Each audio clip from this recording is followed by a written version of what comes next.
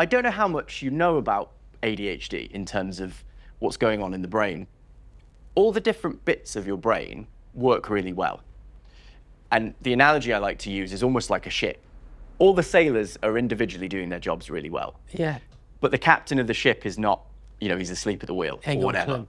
So there's no one coordinating all these different parts of the brain to make sure that everybody's working together for a single purpose.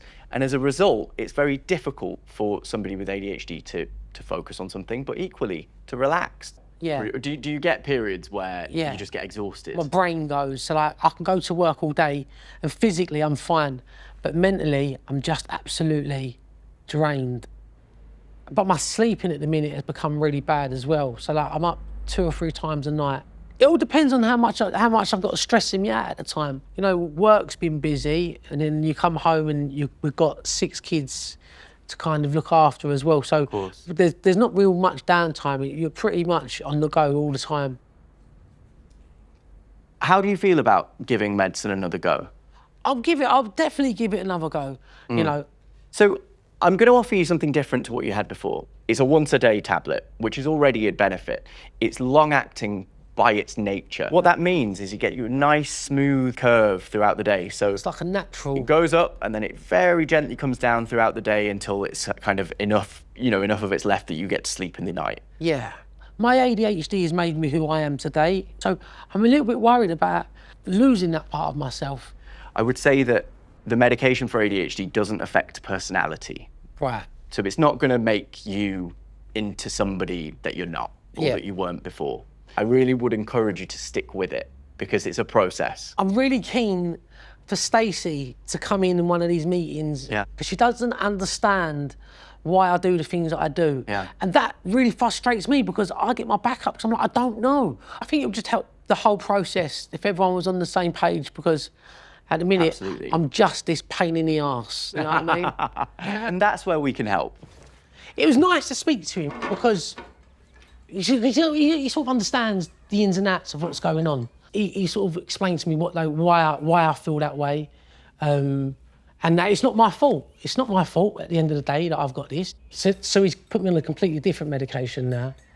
Okay. Is that exciting?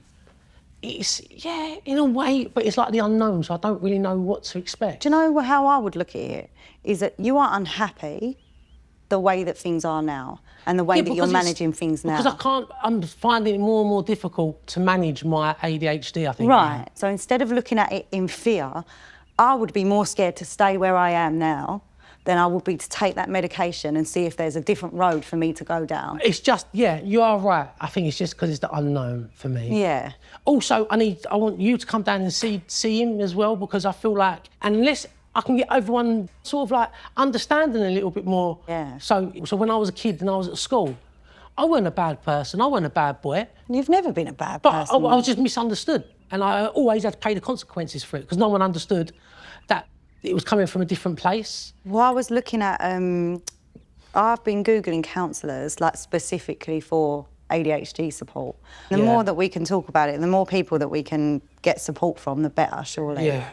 I'm so glad you went, Joe. I'm so happy. Yeah, I'm glad, but I do feel like it's opened up a little box of worms for me where it goes a little bit deeper than I thought it would go, do you know what I mean?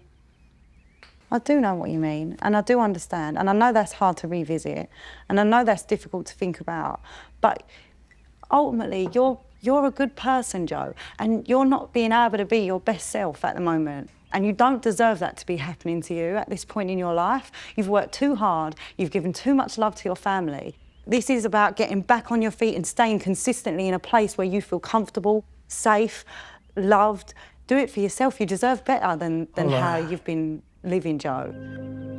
So, that's that.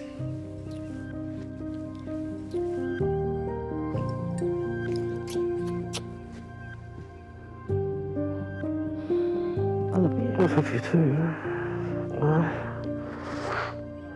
See you in a second. You always leave like with a greeting.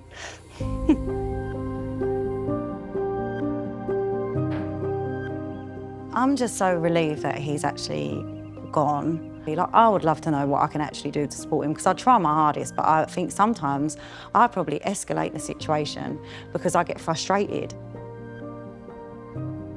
I just want to be there to support Joe, whatever that means.